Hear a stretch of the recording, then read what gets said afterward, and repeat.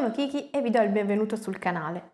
Nel video di oggi dipingeremo Safe Pilot, uno dei personaggi di Warcraft Rumble, e per farlo useremo uno stile cartoon senza sfumature.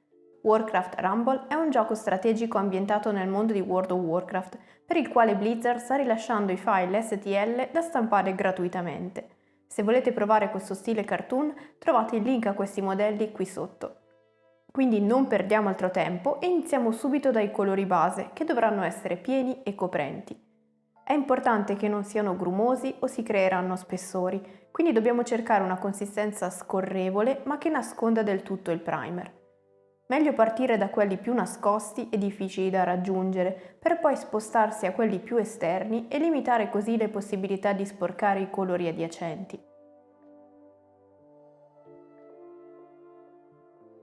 Dopo l'incarnato e i capelli magenta, creiamo un grigio chiaro per la canottiera e la sclera degli occhi. Coloriamo così, con 2 passate se necessario, tutti gli elementi, seguendo la reference oppure no, a nostra discrezione. Io ho utilizzato quindi, oltre ai colori già visti, rosso scuro e marrone per il pacco dietro la schiena, un marrone caldo e aranciato per il telaio dell'aereo, così come un grigio intermedio per le parti argentate e l'azzurro per quelle in vetro. Se ci capita di vedere incertezze così, basterà fare una seconda passata per far sparire completamente il primer. Nulla vieta ovviamente di utilizzare i colori metallizzati per l'aereo, ma io cercavo proprio un effetto cartoon piatto, quindi i metallizzati non sarebbero stati appropriati. Ora che abbiamo le basi, dobbiamo creare i volumi, cominciando dal viso, per il quale uniamo il colore di partenza, più una punta di magenta per renderlo più rosato e pochissimo marrone per scurirlo. Con un pennello sottile creiamo delle ombre molto nette sotto il viso, le guance, il naso, intorno agli occhi, nelle orecchie e nelle sezioni rivolte verso il basso delle braccia. Allo stesso modo schiariamo una sezione della fronte e la punta del naso con un mix più chiaro, creato con beige red e off-white. Sempre con off-white, che non è altro che un bianco appena più scuro, inseriamo un po' di luce anche al centro della sclera chiara degli occhi e inseriamo con precisione i denti.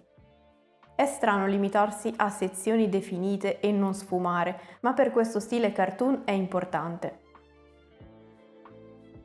Passiamo quindi agli occhi, inserendo l'iride nera grande e rivolta leggermente lateralmente.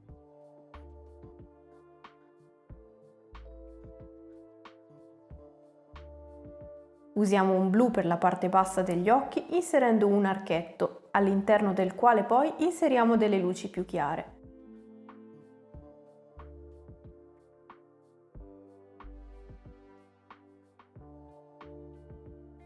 Infine, in alto a destra, inseriamo un piccolo punto bianco di luce massima.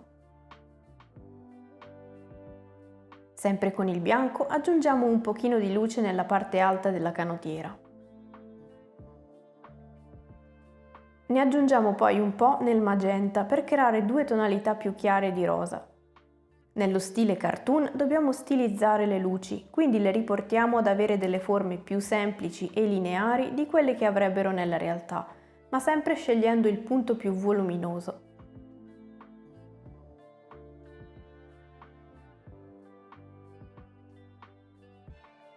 All'interno di questa sezione ne posizioniamo una più chiara, sempre avendo cura di non lasciare intravedere il colore sottostante.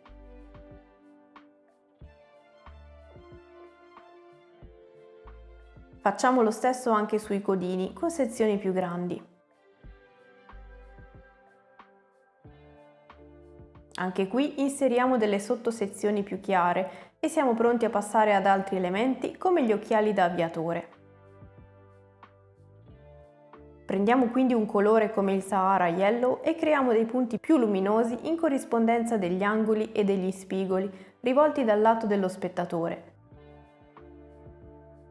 Poi uniamo del bianco e lo schiariamo ancora per dare l'illusione di un riflesso dai profili netti e definiti. Questo modello si fisserà sulla basetta con un'inclinazione specifica, quindi è bene lavorare in funzione di quella. Inseriamo quindi una sezione più chiara nelle lenti, estremizzata poi da 3 linee quasi bianche di larghezza diversa, che faremo leggermente sparire con altro azzurro.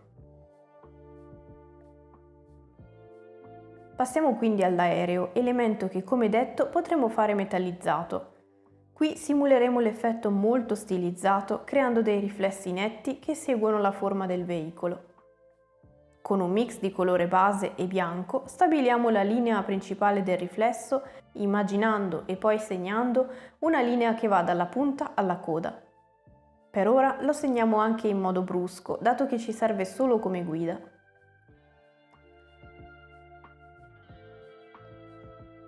La allarghiamo e la riempiamo di colore, lasciando che si restringa appena verso il fondo.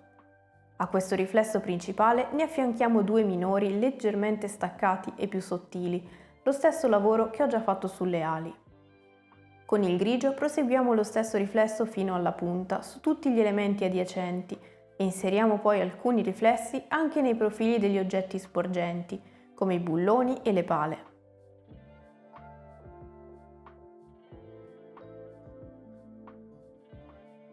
Anche per la sezione del vetro creiamo una parte più chiara, con sezioni diagonali e illuminiamo poi le aree rivolte verso lo spettatore con questo grigio, sempre con linee nette.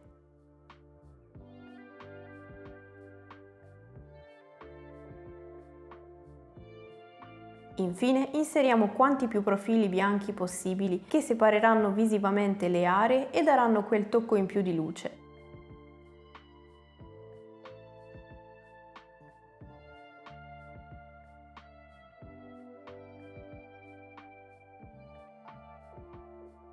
Inseriamo quindi un riflesso più chiaro e stretto nella punta e sul fianco argentati e poi facciamo lo stesso nel telaio e nelle ali, con una versione più chiara del colore usato prima.